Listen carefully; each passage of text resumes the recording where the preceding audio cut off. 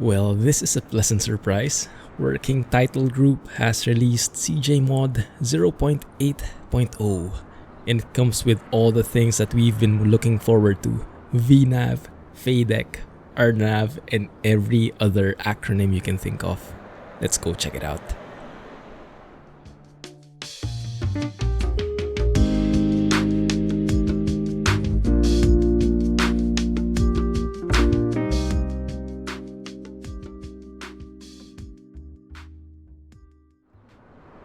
Hey guys, Clumsy here and welcome back to Microsoft Flight Simulator. I was testing this out the other day when we were streaming and the features are exactly as advertised. Looking forward to flying more with this, so stay tuned for more full flight videos. But in the meantime, we'll have this shorter video which highlights the different updates themselves, so let's dive right into it. First thing on the list, you'll notice it as soon as you turn on the batteries. Oh, not those whines. We'll disarm those in a bit. Wait a few seconds. Oral warning, okay.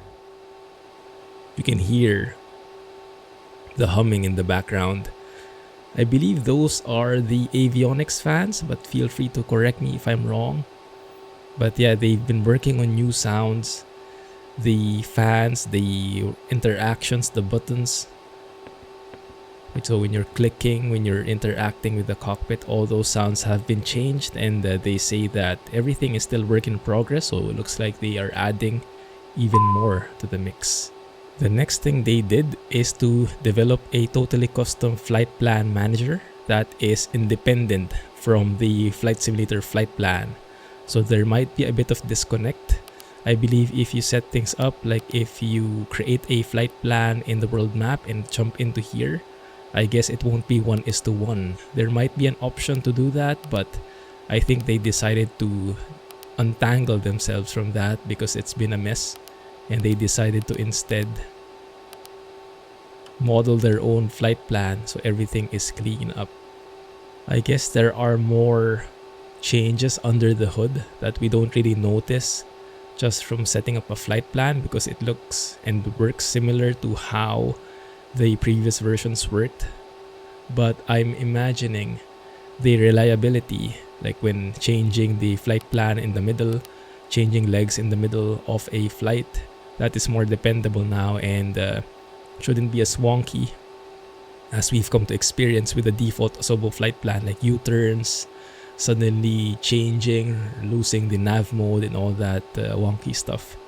We will see as we do more flights with this plane. And what's even more is you can actually jump across different waypoints now. Before, there was a limitation when you had an RNAV approach, for example like this one. So let me show you RNAV 29er chart. So this is what we picked. Transition is Hewitt. And you have all these different waypoints: Hewitt, Chulel, Wapex, Tedoy. And that's the final approach fix. But in some cases you will be told to go direct to a certain waypoint, like for example, I don't know, just for example, Wapex. So direct Wapex, but in the older versions, because they were relying on the default flight planner, you cannot actually jump into a waypoint. So from Hewitt you can't jump straight to Wapex anymore because that's part of the approach. So if you want, we can now, because of the custom flight planner, we can take shortcuts even inside the approach. So Hewitt is the start of the approach. So you can say skip Hewitt, skip Jalil, and head straight to Wapex. And you will see the broken lines to indicate the change in the plan. And when you execute it, it will indeed work like so, and it will still work as intended. Oh, that's beautiful. Cool. And of course, also part of the sound improvements is the engine startup. So let's go and hear it. You can hear the fans dying out, the engine starting to spool up, even from the inside. I remember the default sounds of the CJ4. Those are not my favorite. Like, they're okay, but they're nothing to like be wowed about. That has all changed with all these. I'll let you listen to it and stop babbling here.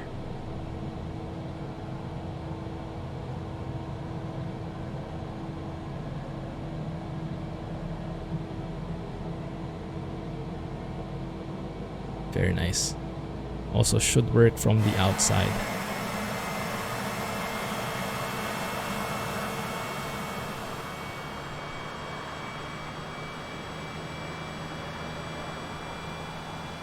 The FMA, or the flight mode annunciator, this thing right here at the top of the PFD, has also been completely overhauled, so they don't rely on Asobo default stuff anymore. So when we turn on the flight director, all the annunciations there should be exactly as how it is in the real plane. Heading, nav, and when later on the main event, the VNAV in my opinion is the main event. We'll check that out later, how it looks. So let's do a proper takeoff here out of Atlanta and hear how the engine sounds like. Sure, don't forget my flaps. Lights would be also turned on. Alright. You hear the engine spooling up. They sound so much more alive than the default sounds. That is one of the weaknesses I've seen in the default CJ4. Glad that Working Title has come around to working on that as well. My goodness, this is their biggest update yet. 26 right, that's the correct runway. Correct heading, so we should be able to experience the FADEC of this plane, where it regulates the N1 on its own based on what's needed. And in particular, so I have the brakes held here just to see. The detents actually work now for climb and takeoff. You see the throttle snapping into place. So those detents have been implemented similar to how they have it in the Airbus mainly. So the detents are working now as you move the throttle near that range. They're snapping into place. So let's go into a takeoff here. And that should all be good. There we go. The V speeds and the speed tape. V1. Rotate. Positive rate.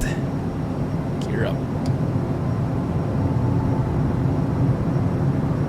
Beautiful. Turn on the yaw damper.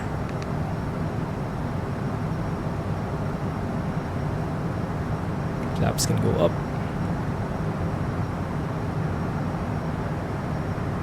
And we can go back to the climb detent. There you go. Snaps into place. So we can do a flight level change here. Go to autopilot mode.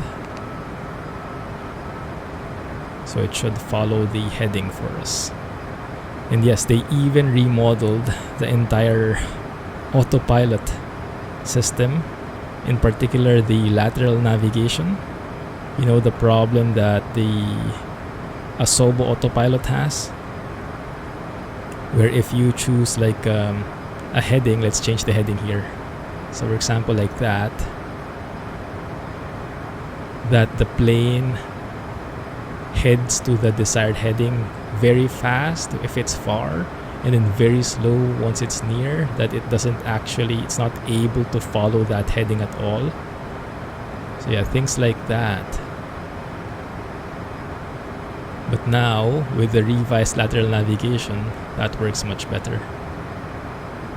And now we can also see, because we're in the climb detent, it reflects here in the MFD, and you can see the N1 slowly climbing up.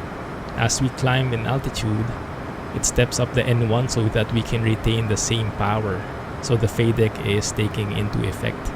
That is beautiful. We look at how high our N1 is now, 98.7 and climbing. As we climb up, N1 goes up as well. Before, that remained a flat value. So you had to, as you climbed before, you had to manually move the throttle up as well. And when you get to the higher altitudes, you had to like be at the takeoff detent, which is not really realistic. One thing that I'm getting a bug right now though, it's not following the flight plan at all, which is a bit weird. I think I'll have to guide it a bit. Let's go heading mode here. See if it will follow heading mode. Let's say direct pencil. There you go. Yeah, there you can see there is no execute button. It just does it immediately. Okay, so far so good.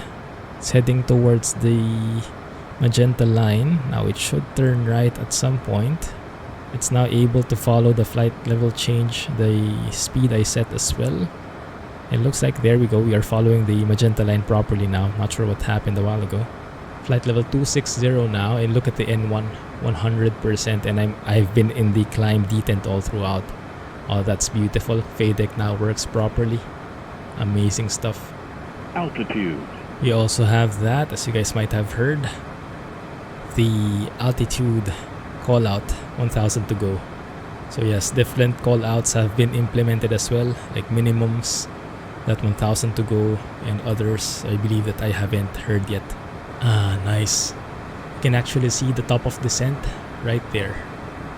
So based on our current altitude, based on the vertical restrictions that we've plugged in, it calculates where the top of descent should be, and we can actually test something. Yeah, this might be a good experiment. Okay, let's try something. If I were to change, like if I wanted to be, just for example, at flight level 350, so I can put in flight level 350 at Papa X-Ray Victor. Okay, so if I want to be at flight level 350 at Pocket City, I can do it like this. I can say 35,000, or so there are multiple ways of doing this, or you can plug in FL350, I believe, and we can say Papa X-Ray Victor flight level 350, and you can see the top of descent changing immediately right there. Oh, that's cool.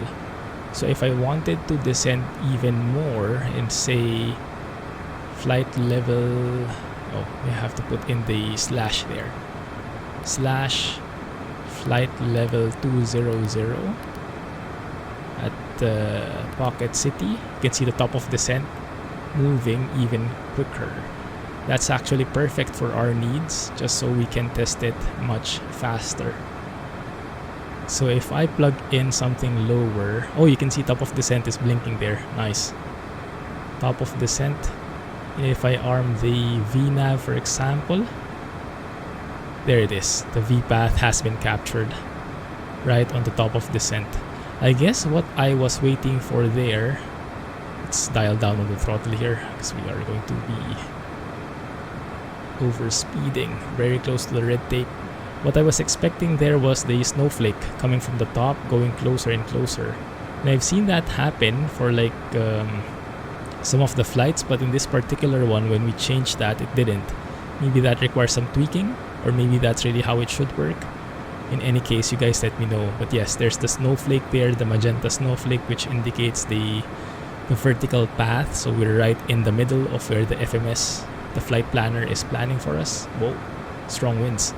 And there's also that circle right there, which indicates the ideal vertical speed to be on that flight path, that vertical flight path. The annunciation is also spot on. We have V path there and Alt S because we set it at flight level 220. But if we go below, if we select below flight level 200, for example, we pick flight level 190, as soon as I move this, that should turn to Alt V, you see? Because the next vertical restriction is flight level 200 on the FMS, so that's going to be the limit, and that's why it's Alt V. If I go higher than flight level 200, then that's Alt S. If I go exactly there, that's Alt S. If I go even 100 feet below, becomes Alt V. Cool. It does change to Alt S when you switch it for a bit like this, but it does dial down later on. It normalizes. That's fine. And this is how accurate it's planning. So you want to be at flight level 200 at Pocket City, and you can see the range to alt selector there, the indicator, exactly at that when we reach the VOR. So perfect planning from the FMS. Very nice. And yes, it looks like the autopilot is smart enough that it actually alters the vertical speed. So a while ago we were traveling much slower, so the vertical speed was lower, but I pumped up the throttle so that we're closer to the red tape, and it increased the vertical speed, the descent, so that we still make it at flight level 200 by the time we reach Pocket City. Oh, that's cool. You can compare the V speeds from a while ago, a few seconds ago, with how it is now, 2400. And yeah, it's altering. So if I go to idle right now, for example, where it'll go slower, and you can see the V speed will adjust. It will normalize. There you go. 2300. As we get slower here, bit by bit, the V speeds are going lower as well, bit by bit. It's fluctuating, but it's getting there. So we're reaching 2100 now, and yeah, you get the idea. But nonetheless, whichever way you look at it, it will compute exactly that we reach that vertical limit, that restriction, on the exact waypoint you set. Beautiful. We're at 2000 feet now per minute. Okay, we have started the approach here. Starting at Hewitt, which is the transition, going to Julil. We can go and test it out now if you want to go direct to Tidoi, which is the final approach fix. I guess it won't be ideal, but it would be a good way to test the system. There we go. Indeed, that adjusted itself to the flight plan, and the top of descent changed as well. Instead of continuing our descent the entire way, it decided to level off and descend at a later point. Now the only real test remaining is if it can capture the glide path. You can see the top of descent is coming up, and the snowflake is coming from the top there. Once we reach the middle, that will then start the descent. That was what I was expecting a while ago. Top of descent is blinking. We are almost there, and there you go. Starting off the descent very subtly, meeting the snowflake bit by bit. Very gradual descent. I like it. Nothing too jerky.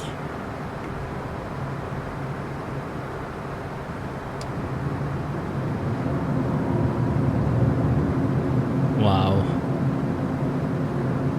Even the landing gear, the flap extension, and you hear that different sound as the landing gears are extended.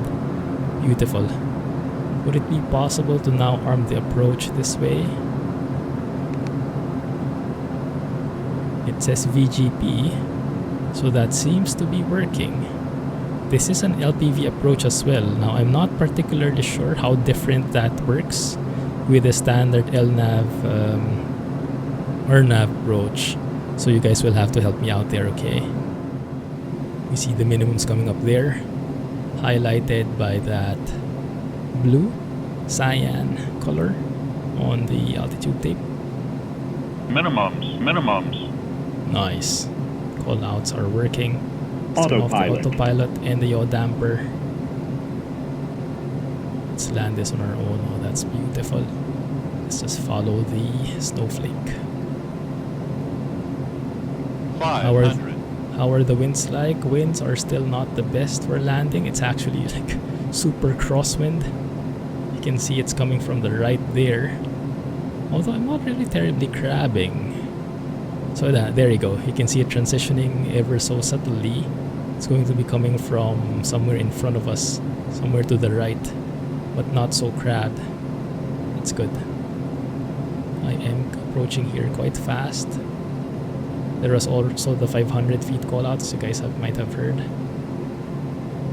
Alright, slow it down to VREF.